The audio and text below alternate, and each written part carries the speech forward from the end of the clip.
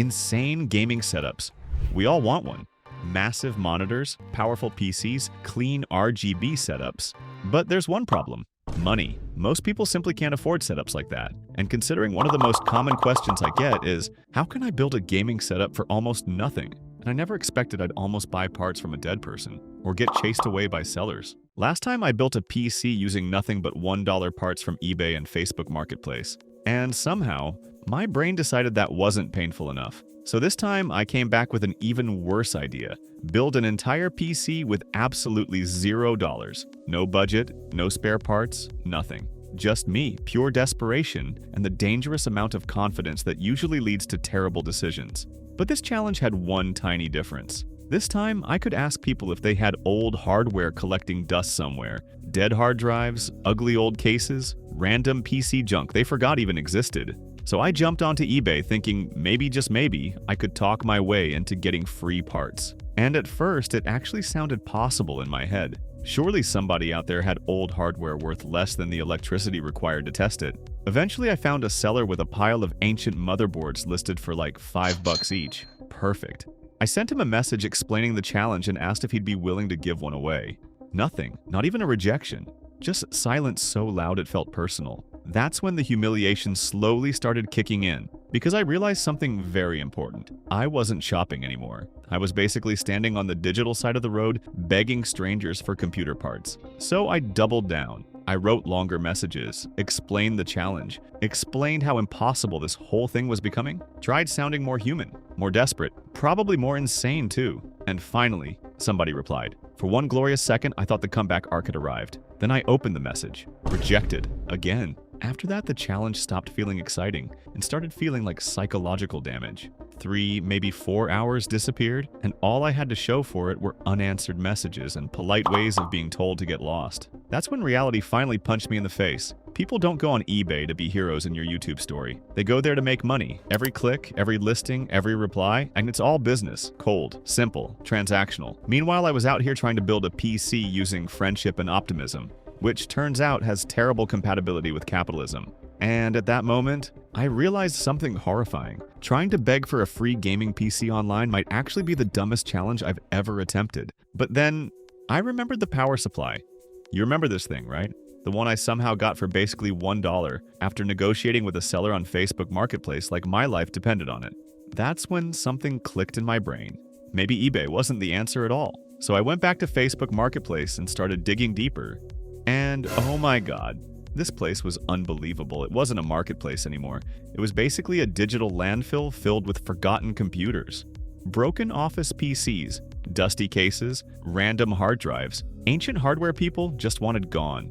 At one point, I even spotted a completely dead-looking PC sitting in someone's garage like it had been abandoned after the apocalypse. And suddenly I realized something huge. People on Marketplace weren't always trying to maximize profit. A lot of them just wanted this junk out of their house, which meant for this challenge, Marketplace was basically a gold mine. So I kept searching, and searching, and searching even more. Of course, not everything labeled free was actually free. Some people treated the word free more like emotional clickbait, and a lot of the hardware I found looked completely dead anyway. But after hours of digging through listings, I finally started finding genuinely useful stuff scattered around my area. Old PC cases, hard drives, random parts that could actually help bring this build to life. So now came the awkward part, messaging strangers. The first thing I tried getting was a free PC case, and like an idiot, I sent a message basically offering to help clean up their junk. Big mistake. A few minutes later, the reply hit me like a truck. Ouch. That's when I realized I'd been looking at all this hardware completely wrong. To me, these were just old broken computer parts. But to that father, that old PC belonged to his son. It was a memory, a keepsake, something personal. And meanwhile, I showed up talking about it like I was hauling trash to a recycling center. The second I understood that, I immediately felt awful, so I apologized, and quietly left the conversation. At that point, I realized I needed to stop searching harder and start searching smarter. So I widened the hunt and kept digging through marketplace listings. That's when I stumbled across an old pre-built office PC, and after years of upgrading random hardware, I could immediately tell this thing had potential hiding inside it. But this time, I changed my approach completely. Instead of sending another cold, "Can I have this for free?" message, I decided to actually explain the challenge properly.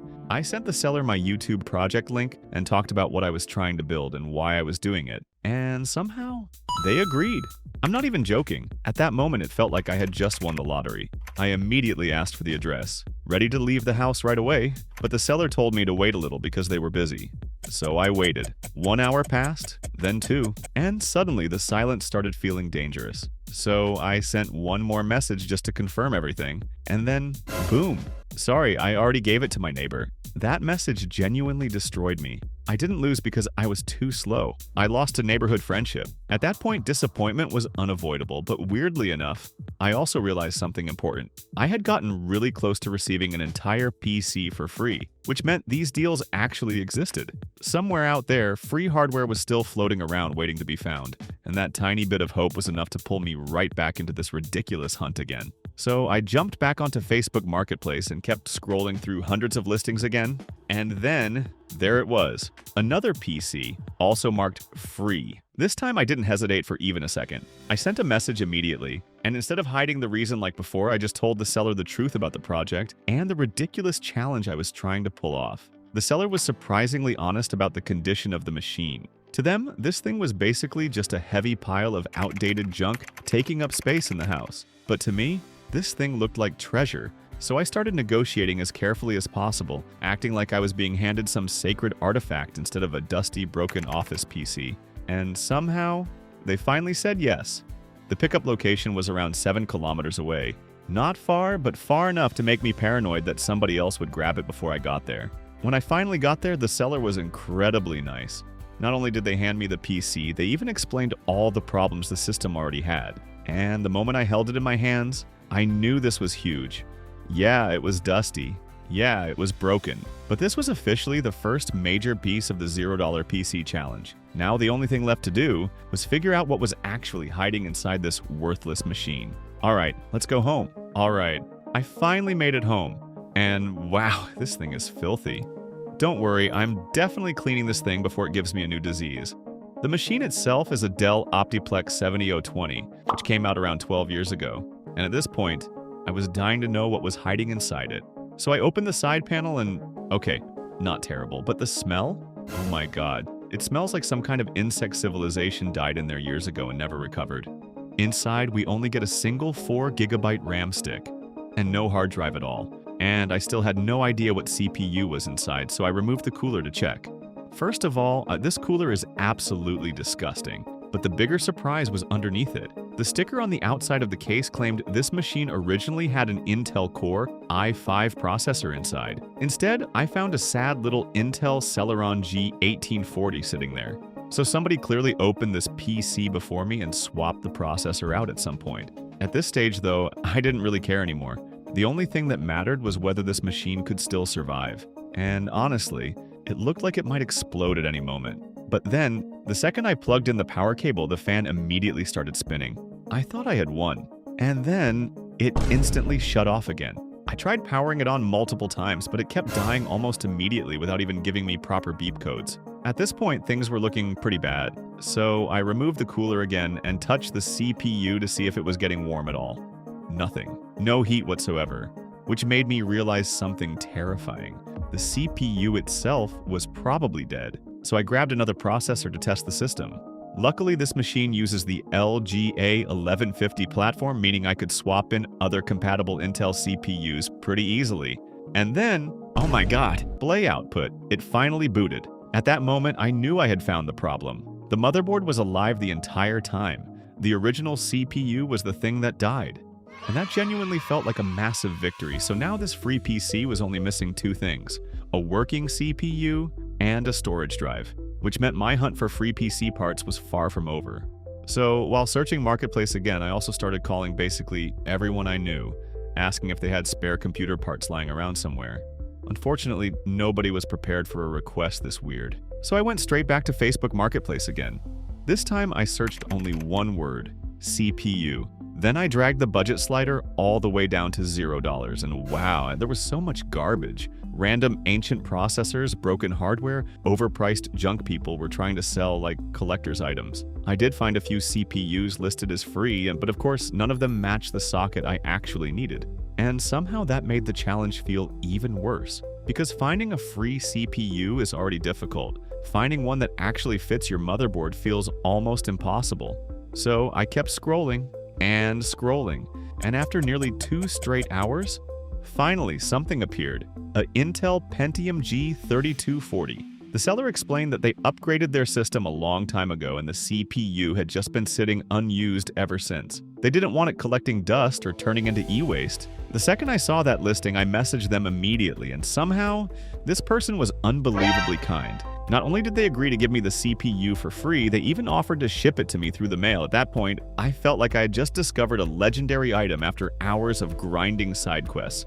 So after waiting 3 painfully long days, it finally arrived. Alright, let's unbox it. Oh my god! This CPU looks absolutely tortured. The surface is scratched up so badly it almost looks like somebody attacked it with sandpaper for fun.